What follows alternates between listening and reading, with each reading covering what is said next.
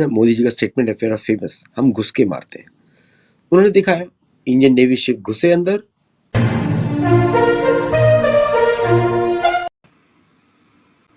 नमस्कार, मैं हूं मनविंदर। आप सभी राष्ट्रवादियों का एमबीएन नेटवर्क में एक बार फिर से बहुत-बहुत स्वागत है।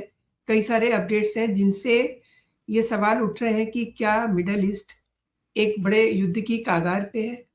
डोनाल्ड ट्रंप ने अपनी नौसेना में बदलाव किया है, कुछ अफसरों को बाहर का रास्ता दिखा दिया है। मेरे साथ आपके चिरपरिचित जियोपॉलिटिकल एक्सपर्ट आदित्य सत्संगी जी जुड़ चुके हैं। जियोपॉलिटिक्स पर इनकी कई पुस्तकें हैं।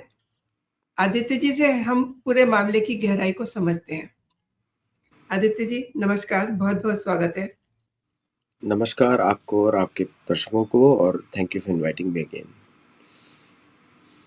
आदित्य जी, ट्रंप ने अपने आर्मी के बाद नेवल चीफ को भी बर्खास्त कर दिया है। इतना ही नहीं, अमेरिकी नेवी फोर्स के स्ट्रक्चर में भी बड़े बदलाव किए हैं। चूंकि आप अमेरिका में बैठे हैं तो आपको मेरे से भी बेहतर पता होगा ये बदलाव क्या है और क्या इनका ईरान के साथ चल रहे तनाव से कोई संबंध है? देखिए क्या है कि ट्रम्प जो है फोर्स कर रहे हैं अपनी अपनी मिलिट्री फोर्सेस को कि आप इस तरह युद्ध करो, आप अटैक करो। अब आप क्या होता है, आप इतनी महंगी फोर्स को आप डिप्लॉय नहीं कर सकते लॉन्ग पीरियड्स तक। सी सिकनेस होती है, लोग बीमार पड़ते हैं, फिर परिवार वालों को मिस करते हैं, और जब डिप्लॉयमेंट पे होते हैं तो आपके पास चिट्ठियाँ भी नहीं पहुँचती। You are not allowed to receive any mail. Okay, तो तो ये काफ़ी बर्न आउट हो जाता है सोल्जर जो शिप पे होता है सी सिकनेस के साथ। और ये सोल्जर्स ये मैकडोनल्ड खाने वाले बच्चे हैं, इसको बर्गर चिल्ड्रन भी बोल सकते हैं, बर्गर। तो इनका सहनशीलता उतनी नहीं होती। तो अमेरिकन फोर्सेस डिज़ाइन की गई हैं शॉर्ट ऑपरेशंस के लिए, लॉन्ग वॉर्स के लिए नहीं है। वो ज़माना चला गया जब वर्ल्ड वॉर 2 में रशिया ने जीता था वॉर, इन लोगों ने क्रेडिट लिया हॉलीवुड मूवीज़ बना बना के। तो लेकिन वो अब समय नहीं है इनका। अभी ओवर द इयर्स जो इन्होंने एक छत्र राज किया है उससे फोर्सेस कमज़ोर हो चुकी है। 800 बेसिस को मेंटेन करने के लिए, अच्छी तरह भोजन भेजने के लिए you have to have the resources also. अभी थोड़े दिनों पहले इमेज आई थी, वो फेक न्यूज़ थी, फेक मीडिया की इमेज थी एक्चुअली, जहाँ पे खाना दिखा रहे थे। लेकिन फिर भी आपने एक इंसिडेंट देखा होगा जेराल्ड फोर्ड पर कि लॉन्ड्रोमैट से टॉयलेट्स ब्लॉक्ड हो गई। वो सोल्जर्स खुद ही कर रहे थे, अपनी शर्टों को डाल रहे थे टॉयलेट्स में, ताकि ताकि उनको जल्दी से निकाला जाए वहाँ से। मतलब 600 दिन आप शिप पे हो, 700 दिन शिप पे हो, इट्स टू लॉन्ग। 1.5 साल 2 साल आप रुके हो शिप के ऊपर, so which is very long deployment period. तो इसलिए आर्मी चीफ, नेवी चीफ यही बोल रहे हैं उनको कि आप हमारा डिप्लॉयमेंट टाइम थोड़ा कम करिए। हम कॉन्स्टेंटली ऐसे डिप्लॉय नहीं हो सकते। अगर आप युद्ध लड़ना है तो युद्ध लड़ो, देन इट इज़ ओके। लेकिन आप डिप्लॉय करने के लिए बोलेंगे तो इट्स इज, तो that was the main problem. और दूसरा प्रॉब्लम क्या था, अब ये सब सोशल मीडिया का ग्रेप वाइन्स है, इस पे दर्शकों को आपको मैं पहले से वार्न कर दूं कि आप इसको स्वयं भी वेरीफाई करें। लेकिन मैंने 15-20 सोर्सेज चेक किए, और सारे सोर्सेज में एक ही कॉमन बात आई कि न्यूक्लियर कोड्स, यूएस मिलिट्री नहीं चाहती कोई न्यूक्लियर वेपन्स यूज किया जाए against a non nuclear state. ठीक है, जापान में जो किया था उसके बाद से आप जापानीज कॉन्स्टिट्यूशन आप देखेंगे कि अगर अमेरिका किसी भी देश पे न्यूक्लियर वेपन्स यूज करता है, America will leave USA relationship, sorry Japan. तो ये जापानीज कॉन्स्टिट्यूशन है। तो उन्होंने बताया कि हम अपने बेसिस खो बैठेंगे पैसिफिक में, और आप जापान की जो सिक्योरिटी फोर्सेज हैं, जापान का सपोर्ट, उसको खो बैठेंगे। तो ये मेन इशू था। आपने देखा ही होगा कि तुरंत इस धमकी के बाद जापान ने $3 बिलियन, बहुत छोटा अमाउंट होता है, लेकिन टोकन के नाम पे उसने यूएस ट्रेजरी ड्रॉप कर दी, दिखाने के लिए कि वी आर सीरियस, आप आगे बढ़े, हम पूरा ऑफलोड करेंगे, और तब आप कंगाल हो जाओगे। बिकॉज अमेरिकन जो एंटरप्रेन्योरशिप इंडस्ट्री है, आईटी इंडस्ट्री है, वो जापानीज लोन्स पे चलती है। ओके, तो अगर जापान ड्रॉप करता है देन यू आर नोबडी। तो इसलिए उसको देख के इन्होंने न्यूक्लियर प्लान ड्रॉप कर दिया, और इसीलिए नेवल चीफ और सब लोग बोल रहे हैं कि आपको एक्शन लेना है, authorize us to take an action against, but you can't block it for a long term. अब सोचिए, American taxpayers money is being wasted in chasing ships 1500 kilometre away from Iran. महंगे ऑपरेशन होते हैं, उससे America का कौन सा national security objective solve हो रहा है? अमेरिका के अंदर तेल की प्राइसेस बढ़ रही हैं, अमेरिकन फूड प्राइसेस बढ़ चुकी हैं, American are eating insects nowadays, कीड़े मकोड़े खाते हैं एज ए प्रोटीन। तो कौन सा हेल्थ आपको इम्प्रूव हो रहा है, कौन से लोगों का बेनिफिट हो रहा है? तो ये सब बातें, इसलिए अमेरिकन मिलिट्री शिप्स जो है बड़े अच्छे शिप्स हैं इंडिया अमेरिका के, आर्ले बर्ड के क्लास करियर डिस्ट्रॉयर्स, फिर उसके बाद आपके जूमवॉल्ट क्लास डिस्ट्रॉयर्स वो भी डिप्लॉयड है, 3 एयरक्राफ्ट कैरियर्स डिप्लॉयड है। तो these are all massive massive ships, और इनका कोई प्रोटेक्शन नहीं है, क्योंकि अमेरिका ने सोचा ही नहीं था कि कोई प्रोटेक्शन की जरूरत पड़ेगी। उनका फिलॉसफी ये था, अटैक हम करते रहेंगे, कोई रिस्पॉन्ड नहीं कर पाएगा, because we'll do so much attack, कोई रिस्पॉन्ड नहीं कर पाएगा।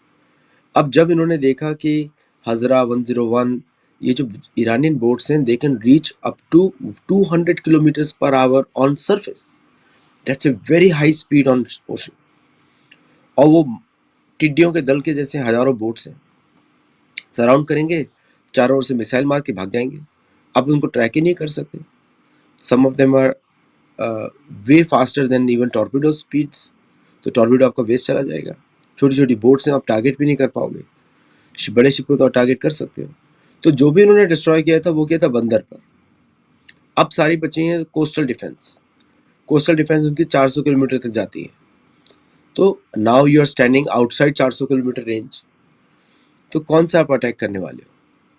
तो इसलिए military wise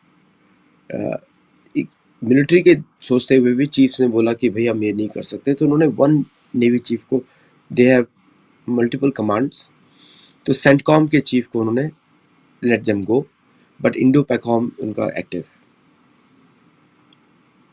but Aditya ji, ये हम अक्सर ये बात करते हैं ना कि ट्रंप एवरी मोमेंट उनका मूड चेंज होता रहता है, तो ये ट्रंप की कोई प्रेशर पॉलिसी तो नहीं है, ये उसका कोई नया वर्जन तो नहीं है? नहीं, वो ऐसे ही है, वो लाइक फ्रॉम उसका अर्लियर बिजनेस हिस्ट्री भी देखते हैं, सारा देखते हैं, he is always unpredictable, always. और जिस तरह उसने यूएस की इमेज को डैमेज किया है हर तरफ से, सोचिए कुछ और नहीं तो फीफा का भी इमेज उसने खराब कर दिया। वो जिसको छूता है पनौती है, वो पाकिस्तानी है, वो दूसरा पाकिस्तानी है, वो इसे उसको पाकिस्तानी अच्छे भी लगते हैं, दोनों पनौती मास्टर्स हैं। मराठी वर्ड होता है पनौती। हमारे पास भी एक पनौती है। वो तो बहुत बड़ा पनौती है, बट जी, अच्छा है वो हमारे लिए, क्योंकि जिसको छूता है वो हार जाता है। तो ट्रम्प के साथ क्या है कि अब देखिए फीफा का केस पे भी किया, बोलता है हम ईरान को इटली से रिप्लेस कर देंगे। कितनी बेइज्जती करी उसने मेलोनी की, कि मतलब कंसोलेशन प्राइज दे रहे हो। मेलोनी ने बता कर दिया, we if we have to go into FIFA we will get into our terms, हमको भीख नहीं चाहिए किसी से। तो what low class it is कि अब ईरानियन टीम अब नहीं आ सकती फीफा में, तो फीफा होस्ट क्यों कर रहे हो? फ्यूचर में कोई भी अमेरिका में कोई इवेंट होस्ट नहीं करना चाहेगा। वो तो फीफा अब पीस प्राइज देने की बात कर रहा है ट्रम्प को, पुरानी न्यूज है actually. And Aditya ji, Iran और अमेरिका के बीच में ये जो टेंशन, मतलब टेंशन ही कहेंगे ना, जो तनाव है, उसका जो स्तर है, कहाँ देखते हैं? क्योंकि हॉर्मोज, उस पे क्या आने वाले दिनों में कोई एक्शन हमें देखने को मिल सकता है? क्योंकि मेन जो मुद्दा इस समय हॉर्मोज ही है। मतलब इनका क्या, ईरान और आई मीन अमेरिका का क्या पूरे वर्ल्ड में ये एक बड़ा मुद्दा बना दिया ट्रम्प ने? देखिए, अमेरिकन डेस्परेशन को देख के ईरान ने कंडीशंस और भी टफ करता जा रहा है। Just now they ask for $10 trillion, ठीक है। सोचिए 1/3 of American debt they are asking as a payment to Iran for 47 years of sanctions, okay. तो वो अपनी कंडीशन टफ करते जा रहे हैं। तो वो ये लिटरली बोल रहे हैं, अटैक करो हमारे ऊपर, I want you to attack us. ये बोल रहे हैं। गालिबाफ ने रिज़ाइन कर दिया क्योंकि गालिबाफ बड़ी पीस की बातें कर रहे थे, उसने रिज़ाइन कर दिया। और जो अरागची है जो उनके फॉरेन मिनिस्टर हैं, वो खुल के घूम रहे हैं हॉर्मुज़ स्ट्रेट में, इंस्पेक्शन कर रहे हैं कहाँ कहाँ पे उनके ब्लॉकेट लगे हैं। तो तो ये दे आर चिढ़ा रहे हैं अमेरिकन को, ठेंगा दिखा रहे हैं, देखो बेटा हमने करो, अटैक करो, अटैक करो, अटैक करो, ऐसे दिखा रहे हैं। तो और अमेरिका अटैक कर नहीं रहा है, अमेरिका पाकिस्तान के चंगुल में फंस गया है। America I am sure Pakistani बोल रहे होंगे, अरे वो गोरे लोग हैं, हम लोग तो मुसलमान लोग हैं, साथ में हैं, आप हम उनको मैनेज कर लेंगे, ये बोल रहे होंगे पाकिस्तानी ईरान को। और ईरानी थोड़ा स्ट्रेट फॉरवर्ड है, बोल रहे हैं पाकिस्तान से, तुम हो कौन, तुम क्या हो। तो ये पीस ट्रीटी तो देखिए, ईरान अल्टीमेटली पीस ट्रीटी तो होगी, क्योंकि अमेरिका युद्ध नहीं लड़ सकता इस समय, दिख गया अब तो। अगर कोई भी एक और कंट्री होता, इतना प्रोवोकेशन पे जरूर युद्ध लड़ता, कोई भी कंट्री होता, चाहे बांग्लादेश भी हो। लेकिन अमेरिका तो आपको मालूम ही है, वो युद्ध नहीं, तो इतनी नाक कट रही है अमेरिका की पूरी दुनिया में इसकी वजह से, कि आप धमकी पे धमकी तो दे रहे हो, कुछ कर नहीं पा रहे हो। अगर अगर आप कुछ कर पाते तो यूएस नेवी बोलती है ना, लेट्स डू दिस एक्शन, लेकिन यूएस नेवी आपको बता रही है there will be lot of body bags coming back. अभी तो आपने जितने हैं आपने डिक्लेयर नहीं किया है, ओके, तो उसका आप 10 टाइम्स समझ लीजिए आएगा with in first 5 days of war. आप तैयार हो उसके लिए, पूछ रही है इस military, you are ready, you can take the fallout. अब इनके ऊपर डिपेंड करता है। तो either they withdraw the talks. अब ऐसा इतिहास में कब हुआ है जब अमेरिका गिड़गिड़ा रहा है, मेरे से बात तो कर लो, जैसे मोदी जी ने गिड़गिड़ा है, कुछ तो बोलो सर, हेलो तो बोल दो मेरे को। जो भारत ने साइलेंट ट्रीटमेंट दिया ना इनको, एक कॉल कर दो। एक प्लीज एक कॉल तो कर दो। फिर एक उन्होंने अपने एक इंडियन अमेरिकन पिट्ठू को चुना, उसका नाम नहीं लूंगा मैं, वो आपको मालूम है कि पाकिस्तानी, हाफ पाकिस्तानी है वो, और उसको चुना बिलियनियर को कि तुम बोलो। वो बोल रही है एक कॉल करो प्लीज, एक कॉल करो। कहाँ से आवाज आ रही थी, इन्हीं से आवाज आ रही थी। जी। और मोदी जी ने फिर फोन किया तो गदगद हो गया, अरे भाई फोन आ गया। For American is a big deal to receive a phone call from Modi. भारतीय foreign ministry should never forget this. External affairs ministry को पता होना चाहिए कि उनका लेवल बदल चुका है। एक कॉल गिर, अमेरिका के साथ ट्रेड डील तो बिल्कुल नहीं करनी चाहिए मेरे हिसाब से, क्योंकि उस ट्रेड डील पे वो लेवरेज है आपका, उसको जितना देर आप लंबा खींचेंगे उतना आपके लिए बेनिफिट है, समझे आप। अभी अमेरिका उस स्थिति में आ गया है, गिड़गिड़ा रहा है, डोंट रेस्क्यू योर एनिमी, वो सारा पैसा पहुंच जाएगा पाकिस्तान, समझे आप। और ये अमेरिका बदलने वाला नहीं है, वो आपसे पैसा लेके फिर आपको गाली देगा। आज हेल होल बुलाया उन्होंने, you know?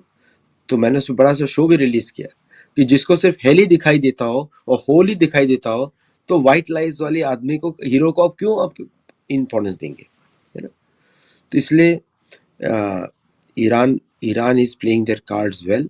लेकिन मैं ईरानियंस को भी बोलूँगा कि थोड़ा सा ह्यूमिलिटी दिखाए इफ़ यू वांट पीस, नहीं तो ये चक्कर लंबे समय तक नहीं चलने वाला है, बिकॉज इंटरनेशनल लॉस हो रहा है, सबको लॉस हो रहा है। चलिए हमको ईरान से तेल नहीं खरीदना, लेकिन हमको कुवैत से तो खरीदना है, कतर से तो खरीदना है, ऑब्वियसली। बहरीन से तो खरीदना है, यूएई से तो खरीदना है। तो you can not hold world responsible, ठीक है। तो ईरान भी समझ रहा है, ईरान ने स्पेन को अलाउ किया, भारत को अलाउ किया, चीन को अलाउ किया, और और और अमेरिकन का एक और उन्होंने पेचड़ा खेल दिया मलाका स्ट्रेट पे। वो तो भारत छोड़ेगा नहीं आपको, उस पे आप जाना ही मत, वहां पे मिसाइलें चलने वाली हैं। तो आप you don't mess around over there, Malacca पे आप नहीं मैस करिए, वहां पे चीन और भारत मिलकर लड़ाई लड़ेंगे आपसे। सो तो ये है सिचुएशन। एंड आदित्य जी, इस पूरे संघर्ष में भारत की स्थिति क्या होनी चाहिए? क्या मतलब अमेरिका के ये जो उनका रवैया है, इसको लेकर के भारत और ईरान के संबंधों पर असर पड़ रहा है? क्योंकि चाबार बंदरगाह, वहाँ पे काफ़ी इन्वेस्टमेंट हुआ है। प्लस एनर्जी को लेकर के भी जो एनर्जी सिक्योरिटी है, उसके चुनौतियाँ हैं हमारे सामने। एक और बड़ी बात है जिसका आप अभी ज़िक्र कर रहे थे, रूस और चीन का इस मामले में क्या रुख हो सकता है? लॉट ऑफ चीज़ों में हम लोग भी घिरे हुए हैं ना, तो कैसे देखते हैं आप? देखिए, ईरान की बहुत बड़ी गलती है, उन्होंने छाबार पोर्ट भारत को देने से मना कर दिया, जबकि भारत ने $120 मिलियन इन्वेस्ट किया था। ईरान के अंदर ये बहुत बड़ी प्रॉब्लम है, और ईरानियन इस्लामिक रिजीम की मैं बात कर रहा हूँ।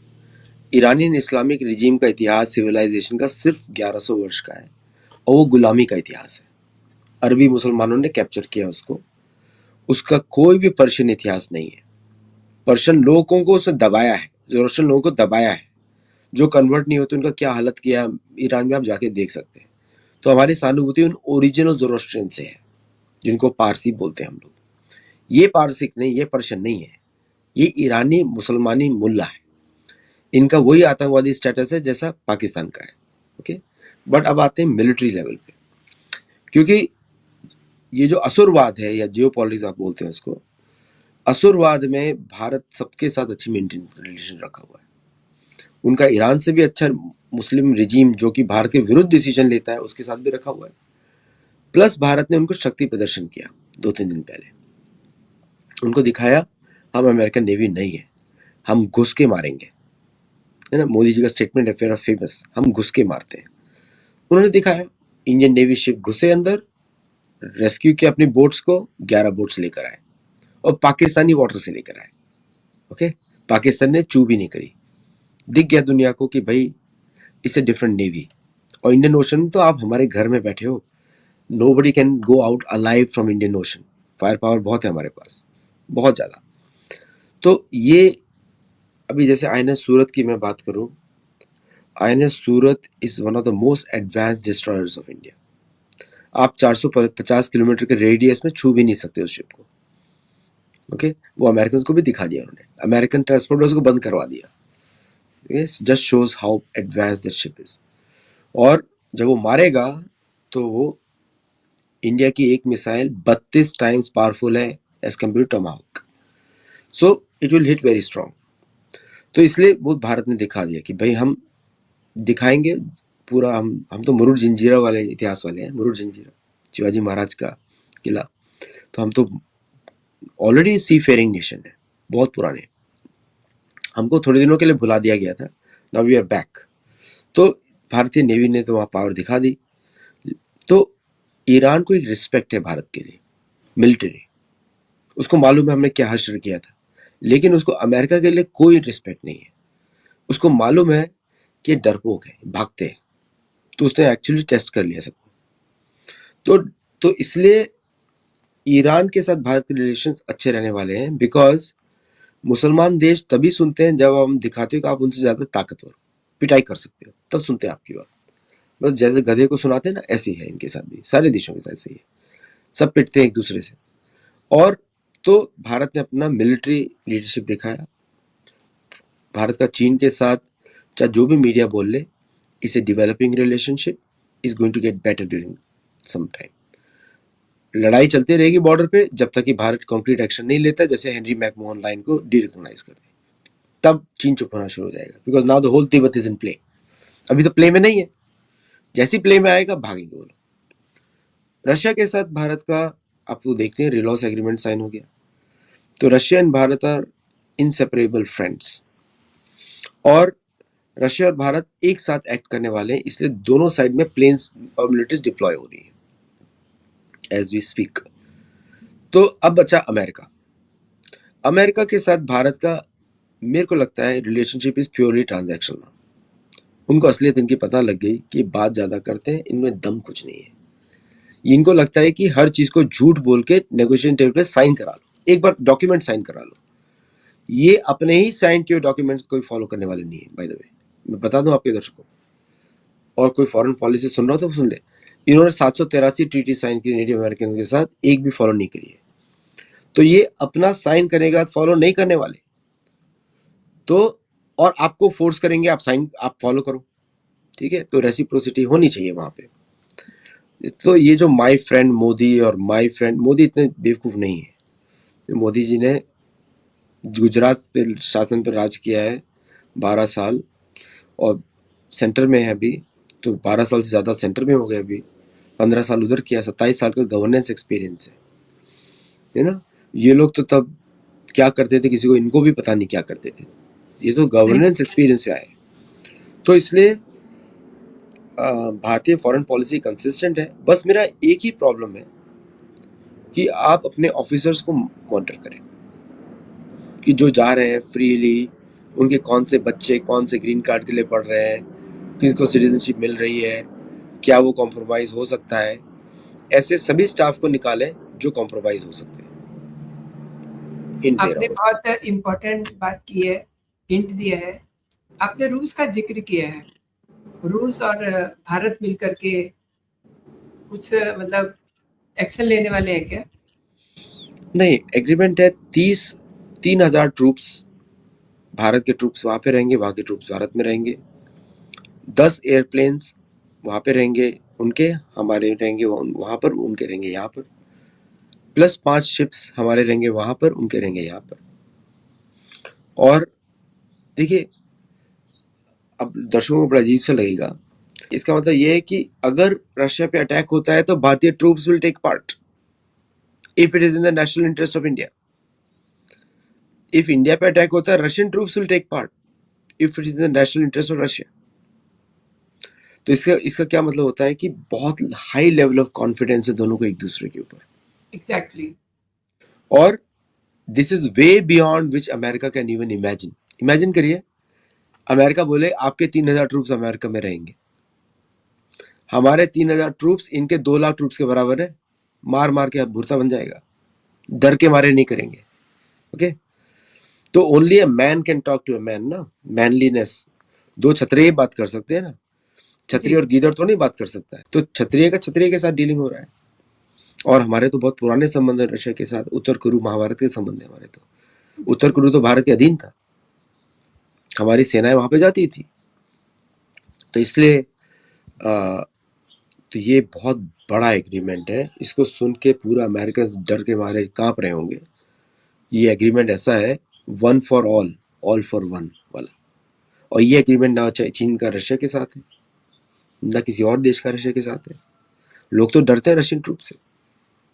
ओके, और भारत बोल रहा है छाती पीट के आओ यहाँ पे, क्योंकि बिल्कुल। हमारे यहाँ तो हम लोग जट लोग हैं ना, हम लोग भी उनके जैसी ताकतवर है, तो हमको प्रॉब्लम नहीं है। एंड आदित्य जी, आपको क्या लगता है ये जो रायता फैलाया हुआ है ट्रम्प ने, ये कहीं फुल स्केल वार में तो नहीं बदल जाएगा? क्योंकि मतलब कुछ समझ ही नहीं आती कब क्या कह देते हैं। अब जैसे अपने अपने नेवी के जो उनके चीफ है उनको चेंज कर दिया, अब उसके पीछे क्या स्ट्रेटेजी है, क्या एक्शन ले ले रातों रात, कुछ पता नहीं है। या मतलब फिर ये सिर्फ अपने आप को एक जिसे कहते हैं कि शक्ति प्रदर्शन वो शो कर रहे हैं। वो दादागिरी शो कर रहे हैं। देखिए, American dollar is because of the American aircraft carrier, not because of the petrol. डर के मारे तेल छीनते थे ये। एंग्लो सैक्सन रेस है, जैसे बोलते हैं ना, never show your wallet to a pickpocket, चोरी कर लेगा, ये वो लोग हैं। ठीक है, अब ये दिखा रहे हैं एयरक्राफ्ट कैरियर है हमारे पास, ये है वो है। 4 कंट्रीज हैं जो आपके एयरक्राफ्ट कैरियर को 2 मिसाइल में गिरा देंगी। आपका एक $13 बिलियन का एयरक्राफ्ट कैरियर 2 ब्राह्मोस में समुद्र के नीचे। ओके, प्लस इंडिया के पास अभी बाकी एडवांस मिसाइल्स है, ये तो इनिशियल वाली है, तो आप इसको ही नहीं झेल पाओगे, बाकी तो छोड़ दीजिए। बट ये दिखा रहे हैं जैसे मेंढक फूलता है ना फिर फट जाता है, क्योंकि इनको मालूम है अगर कोई भी विश्व युद्ध टाइप का हुआ तो वो यूएस मेनलैंड पे होने वाला है। और ये मैं नहीं बोल रहा हूँ, इनको धमकी देके गया जेलेंस्की व्हाइट हाउस में बैठ के, जिसपे बड़े बदतमीजी से इन्होंने बात किया था। उसने जी, तो बस जी। इतना ही बोला था, उसकी लैंग्वेज इंग्लिश नहीं है, उसने बोला था आप अभी बहुत सुरक्षित हो, आपके चारों ओर समुद्र है, लेकिन लेकिन कहीं ना एक दिन इधर लोग पहुंच जाएंगे। और बिलीव मी, यूक्रेनियंस को जितनी खुंदस अमेरिका से उतना किसी और को नहीं। उन्होंने उनके देश को बर्बाद कर दिया और पीछे से भाग गए, बोला आप लड़ो हम आपके पीछे हैं। पूरी ताकत लगा दी अमेरिकन स्टेट ने बाइडेन के समय में, सारी मिसाइल्स दे दी उसको,